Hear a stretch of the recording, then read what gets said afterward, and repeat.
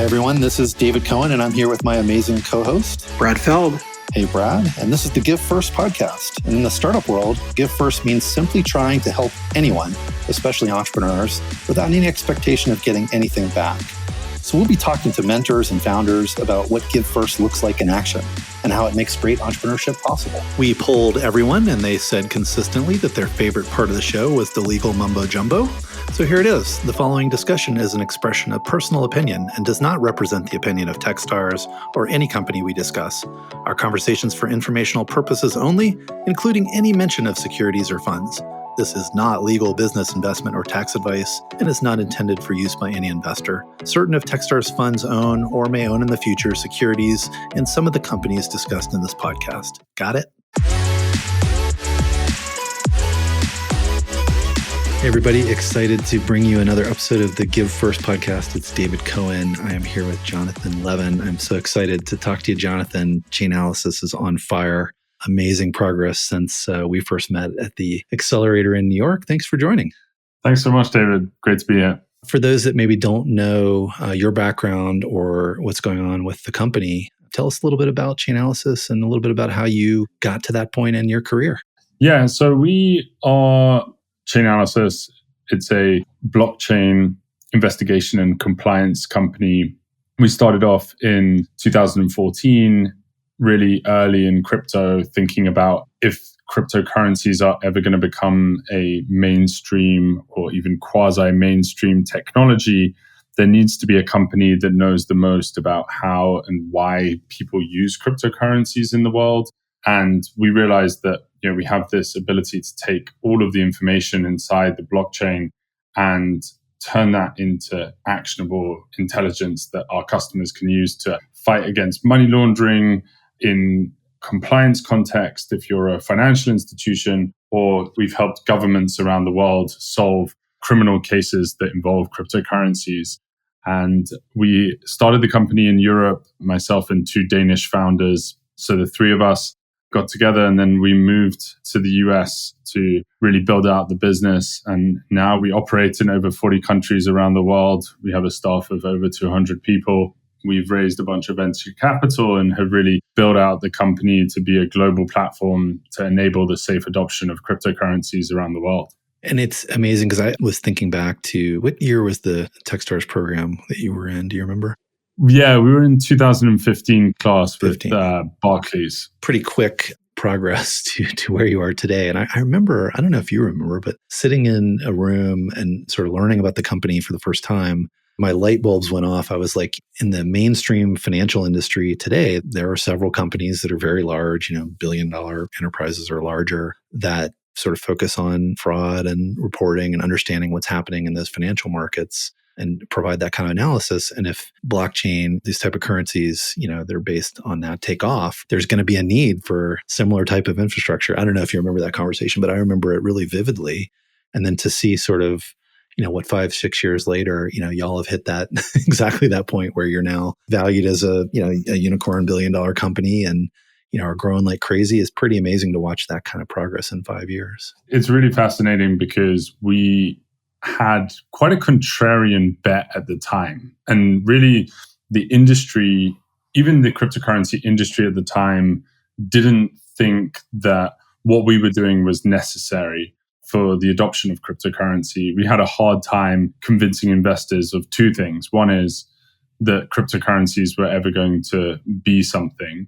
And the second thing would be that this was an essential part of how cryptocurrencies were going to ever be adopted. And what turned out to be sort of quite a contrarian position 6 years ago is now a mainstream opinion held by all the executives who are at cryptocurrency businesses, see us as an essential part of their ability to comply with regulation. All the governments that we work with around the world have issued good regulation that allows for the continued innovation on top of cryptocurrencies because they have the tools at their disposal to mitigate risk. And yeah, at the time in 2015, when we were sitting in that room, this was just a thesis and an idea that didn't have any real legs to it. But it's great when that long-term bet and the thesis that you have is actually on point. Just to let people into the minds of investors a little bit, I know you're doing some investing now too. I remember thinking about those same two things that you mentioned, right? Will cryptocurrency actually be a thing? I would admit to, I don't know. That was my answer. Like, maybe, could be, I don't know. But what if it was, right? And so on that first question was, yeah, plenty of uncertainty. But as investors, that's fine. We like uncertainty, right? It may not be a thing or it may be a thing. And if it is a thing, the second thing you mentioned, the need for the type of infrastructure that you're providing, to me, I remember thinking that's obvious, right? We're going to have that. Maybe I was overly saying it's obvious because maybe it wasn't to others, but you're going to need infrastructure for something that is going to change the world in that way. And so as an investor, just letting you into the mindset that I had, and I know Jenny Fielding probably had and others, was, yeah, let's take that first bet. And if that first bet turns out to be a good bet, then this company is going to be needed a lot. And I remember processing it that way at that time. You have to boil down the investment into those basic questions that you have to answer for yourself. And what we did was we said, well, this is going to be an essential part of how cryptocurrencies are going to be managed and how financial institutions and how regulators are going to have to be able to interact with this technology. We were trying to answer those simple questions. Once you do that for yourself, you then just get this hard conviction that you're going in the right direction. And no matter how many no's you get along the way, and we probably pitched about 75 investors for our seed round and couldn't convince anyone. It was at a stage in the market where cryptocurrencies were completely flat and there wasn't the level of activity that we see today. And maybe people hadn't really even been exposed to cryptocurrencies at that point. And we just continued to say that this is going to happen, that there's an inevitability that money is going to become more digital, that we're going to need to have new ways to transact on the internet. And the next generation is not going to accept the status quo when it comes to financial services. And we said that has to be right. And crypto is challenging all of those assumptions. And there needs to be this company in existence. We didn't exactly take no for an answer, even though we had to listen to it 75 times. I vaguely remember taking no for an answer from the accelerator. Listen, I wanted to talk about Give First. That's the show. And you guys have adopted Give First literally as one of the values in your company. Why? Give First was just really natural. We came into Techstars, and I would say the decision to even join Techstars was a decision about being part of a community. Michael and I are not from America. Michael's from Denmark. I'm from London. And we needed to move the business to the US. We were crossing the Atlantic 4 times a month and thinking about what we really needed to do to plant our flag in America. And we were already generating revenue in the business. And at that point, we fell off to the races, even though we probably weren't.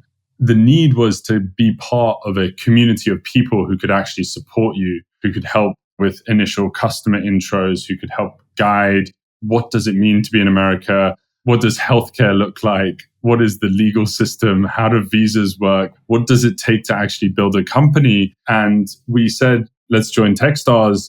And, having spoken to Jenny Fielding, she was this mentor and matriarch of the company, helping us get through all of the initial parts of building this company. And through that, we learned the Techstars way, which is give first. And when Michael, myself, and actually Jan, the third co-founder, sat down to think about our values, give first was one of the first things that came out of our mouths and went onto the whiteboard. It was the simplest of everything that we do because everything that we had experienced through Techstars had a profound impact on us, on the way that people really helped out and gave advice and gave from their personal network and helped out. So that was really how it sort of happened. All of us could just get on board with it. And we also just found, like, in the beginning stages of a company, you're helping new employees come in, even your customers that you're trying to sell to, you're actually giving first to those people as well. So we did a lot of what Jan, who's the technical co-founder, called free consultancy, where we would actually sit with government agencies who really did not understand cryptocurrency at the time and really handhold them through a process of being able to investigate it. And so we just felt like we were constantly in this mindset of giving first, not necessarily expecting anything on the back end of it, educating the market, helping out other companies, and receiving in return in spades from the Techstars community and from other people that we met along the way. And this is why I love to do this show, because the stories of just having this attitude are contagious. And we never know what we're going to get back from it either. That's the beauty of it, is you sort of give to entrepreneurs, and some of them do amazingly well, and you end up getting give back economically, or they give it forward to someone else, which is often even more powerful. And I have a little story, if it's okay to tell, right, of a totally unexpected way that values come back to us. You guys really live it, and it's really obvious. We're recording this sort of hopefully getting close to coming out of a pandemic, and we are running our accelerator programs virtually. And I know Jenny Fielding said to you, I would love to have a place to have the founders. I'm really bummed we can't. We're doing it all virtually, and it's not going to be the same. And you guys stepped up and said, hey, we're not using some office space. You guys could have the founders come here and congregate and gather. And that's just an amazing thing. And Jenny's just like, they're really giving back to the community in a way that was totally unexpected. And that's the kind of story, even though it's coming back to us as opposed to being passed on to others, I'm sure you're passing it on to a lot of other people too. The unexpected part of what you get back from just trying to be helpful to someone and trying to live a value is pretty amazing. So thanks for that. That's super generous. I know you guys are involved in the Founders Pledge and other things like that, but how else does the company kind of execute against this give first culture? This is one of the things where it's definitely a real pleasure to just keep helping out on different Techstars events or programs or companies or people. We've been involved. I have mentored companies through Techstars programs and really have enjoyed mentor madness on the other side of sitting there for 10 minutes and trying to understand someone's entire business and try and give them 2 minutes of wisdom. And when we came to America, we came to the Flatiron District, New York, and basically almost lived in that office for 3 months and started to build a company. And so when Jenny Fielding said, I'm looking for a space in New York, I said, and Michael said, of course, you should just take the office. And actually, it's exactly the size of something that you would need for this program. We even have pretty much an office per company that can actually isolate in these different rooms if they need it. And there's enough space for you to have meeting rooms in different parts of it if you need to segregate everyone out. And so I said, the only thing you need to do is I've got like a bicycle and 2 sofas and a mattress in the office. And it's currently serving as the most expensive storage unit in the whole of New York City. So I'd much rather put a few budding companies in there and help do some good in the world. So really pleased about that. And it comes just as an obvious thing. It's not even a question of a decision that needs to be taken. It's just something that is instinctual. And I think that we've managed to do it throughout the company. And so we have 4 values at Chainalysis, and we like to recognize people when they exhibit these values, and we try and talk about the values a lot. And Give First is one of them. And we have this channel in our Slack for the company called Banana Yays. And I won't go into the full story of like where the banana came I think from, we want to hear the story. No, we don't. That's okay. The banana story is at one of the company meetups. A few people were in a bar late at night and they were hiding this banana in all sorts of different parts of the bar. And then it was someone else's turn to go and find the banana. And then someone found another banana, and it was a game of banana telephone. And then it became a banana call. And so now actually our company call, all hands, is called a banana call, where everyone jumps on for the company.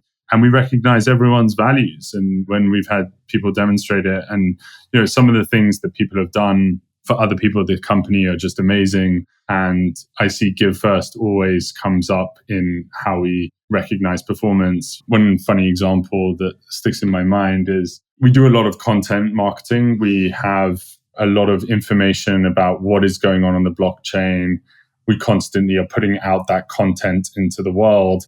And we have people who rehearse these webinars and like present like with really high quality. And at one of these public webinars with like hundreds of people tuned in, the presenter's audio cut out, and the most junior member of the team said, I'm up, and just delivered the rest of the webinar off the cuff. And awesome. Those types of moments, or someone new to the company needs a place to crash, or someone needs a hand with something, like there's always someone in the company who's going to help with that. So that's ways that we're trying to do it. And yeah, we recognize people on a monthly basis on those values. And I think actually out of the 4 company values, it's the value that everyone can really agree with and internalizes. Same with us. It ends up on the wall in the kitchen, hashtag give first and all that. And we have 4 also, and it is the one that everybody leads with.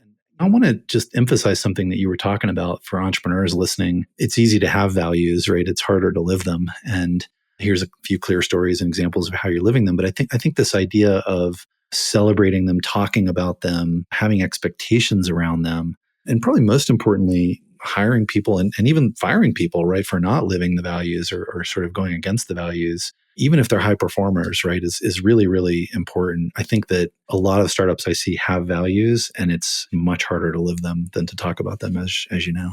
It has to be both ways. It has to be that the leaders live these values and embody them and celebrate when people are demonstrating them. But also some of that celebration and some of that reinforcement has to come from the team itself. For example, with us, we have like emojis that are specifically designed for each of our values, but that wasn't something that the leadership said. And now we need logos, like these little emojis for our values. Like that came organically from the team. And a lot of what actually ends up forming the culture and how that actually gets reinforced comes from the team itself rather than from the leadership.